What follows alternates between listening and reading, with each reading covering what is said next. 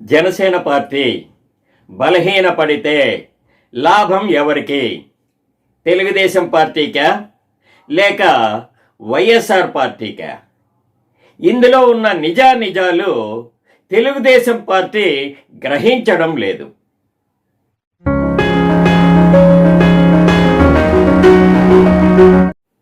నమస్తే friends. Janasena party అధినేత deputy chief minister Shri Pawan Kalyan గారు వివిధ వేదికలలో సందర్భము వచ్చిన ప్రతిసారి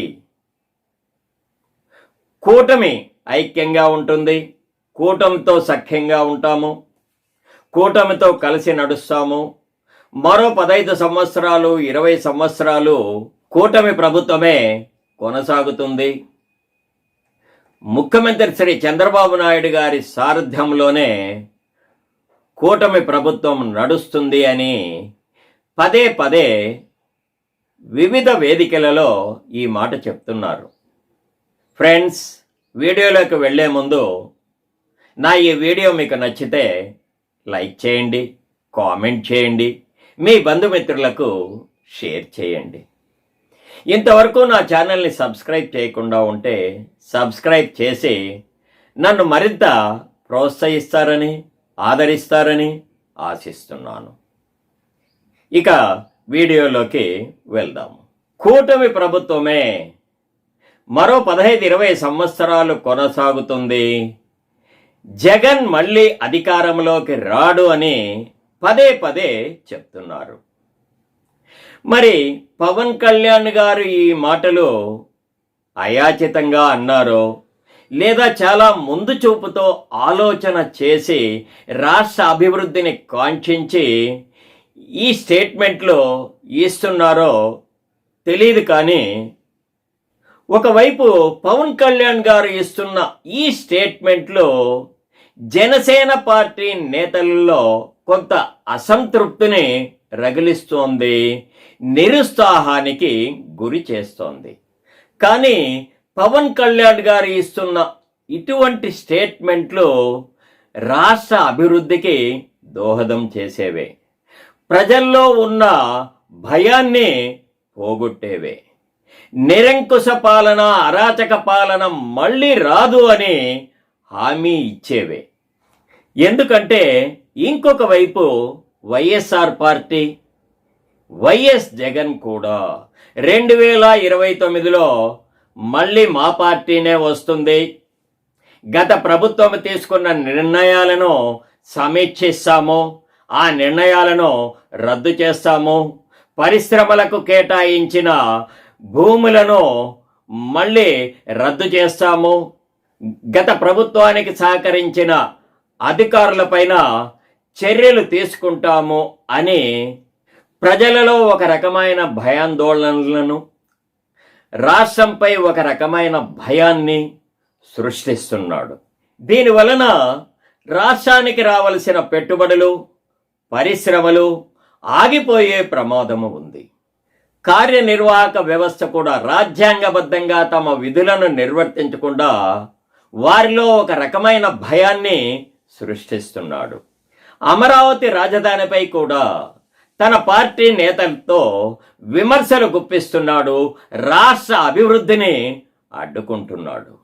మరి రాష్ట్రం ఇటువంటి విపత్కర పరిస్థితులలో ఉన్నప్పుడు శ్రీ పవన్ కళ్యాణ్ గారు ప్రజా సంక్షేమము కోసము, రాష్ట్ర అభివృద్ధిని కాంక్షించే మరో 20 సంవత్సరాలు కూటమి ప్రభుత్వమే ఉంటుంది, కూటమి ప్రభుత్వము పరిపాలన చేస్తుంది అని పదే పదే ప్రజలలో ఉన్న ఈ భయాన్ని పోగొడుతున్నాడు.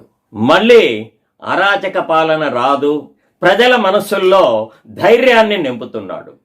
సాధారణంగా మన ఇంట్లోకే ఒక పాము దూరింది అనుకోండి, మనలో ఒక రకమైన భయం ఉంటుంది. ఆ పాములు పట్టే వాడి చేత పట్టించి ఆ పామును బయటికి తరిమేసిన తరువాత మళ్ళీ ఆ పాము తిరిగి రాదు అనే భరోసా ఏర్పడితే మన మనసుల్లో ఎటువంటి ధైర్యం ఉంటుందో అటువంటి ధైర్యాన్ని శ్రీ పవన్ కళ్యాణ్ గారు మన రాష్ట్ర ప్రజల మనసుల్లో నింపుతున్నారు. మళ్ళీ దుష్పరిపాలన రాదు అనే భరోసాను ప్రజలకు ఇస్తున్నందుకు శ్రీ పవన్ కళ్యాణ్ గారికి హ్యాట్స్ ఆఫ్. ఇది రాష్ట్ర అభివృద్ధిని కాంక్షించే ప్రతి ఒక్కరికి ఆనందదాయకమే.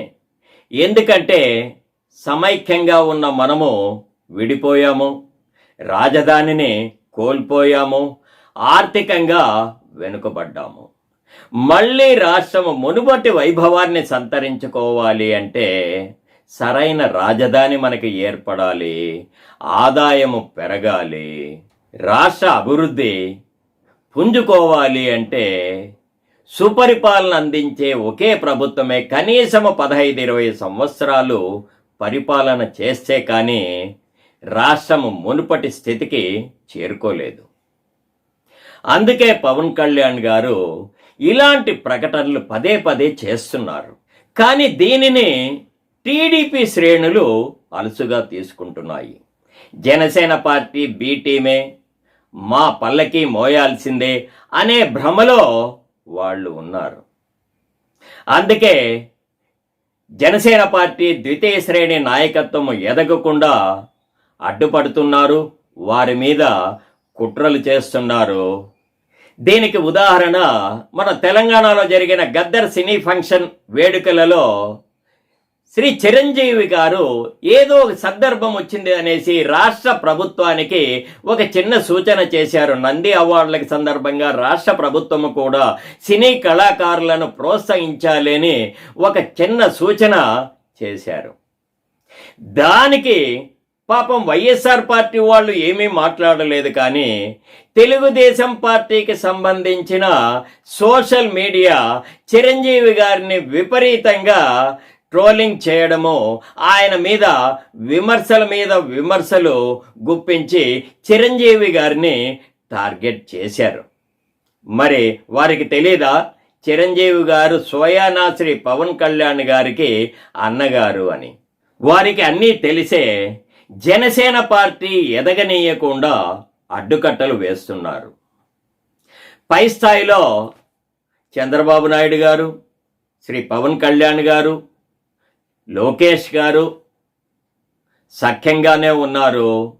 వారు ఒకరికొకరు సహకరించుకుంటున్నారు, గౌరవించుకుంటున్నారు. కానీ కింది స్థాయిలో, జిల్లా స్థాయిలో టీడీపీ ద్వితీయ శ్రేణి నాయకత్వము జనసేన పార్టీ కార్యకర్తలకు అడుగడుగున అడ్డంకులు సృష్టిస్తున్నారు. జనసేన పార్టీ శ్రేణులు రాజకీయంగా, ఆర్థికంగా ఎదగకుండా అడ్డుకట్టలు వేస్తున్నారు. ఒక రకంగా జనసేన పార్టీ సంస్థాగతంగా ఎదగకుండా జనసేన పార్టీ క్యాడర్లో నిర్వీర్యం సృష్టిస్తున్నారు. ఈ ధోరణి, ఈ చర్యలు జనసేన పార్టీ కంటే కూడా తెలుగుదేశం పార్టీకే మునుముందు ప్రమాదకరం. ఎందుకంటే జనసేన పార్టీ బలహీనపడితే అక్కడ స్ట్రాంగ్ అయ్యేది, బలపడేది వైఎస్ఆర్ పార్టీ. ఈ సత్యం తెలుగుదేశం పార్టీ శ్రేణులు అర్థం చేసుకుంటే వారికే మంచిది. జనసేన పార్టీ ఎంత బలపడితే, శ్రీ పవన్ కళ్యాణ్ గారు ఎంత బలపడితే ఆ బలం తెలుగుదేశం పార్టీకే మంచిది. జనసేన పార్టీ బలపడితే ఆ బలం తెలుగుదేశం పార్టీకే ప్రయోజనకారి.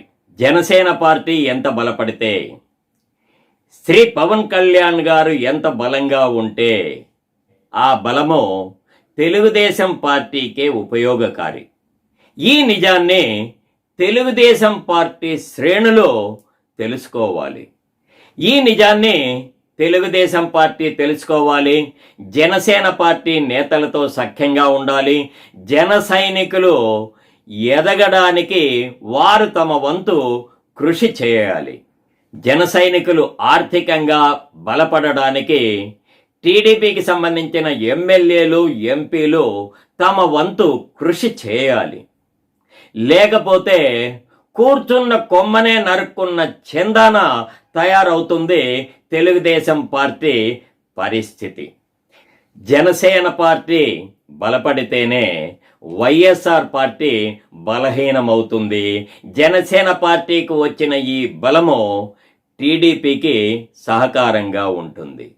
రాష్ట్రంలో వైఎస్ఆర్ పార్టీ మరింత బలహీనపడాలి అంటే జనసేన పార్టీ ఎదుగుదలకు తెలుగుదేశం పార్టీ తన వంతు కృషి చేయాలి. అది వారి బాధ్యత.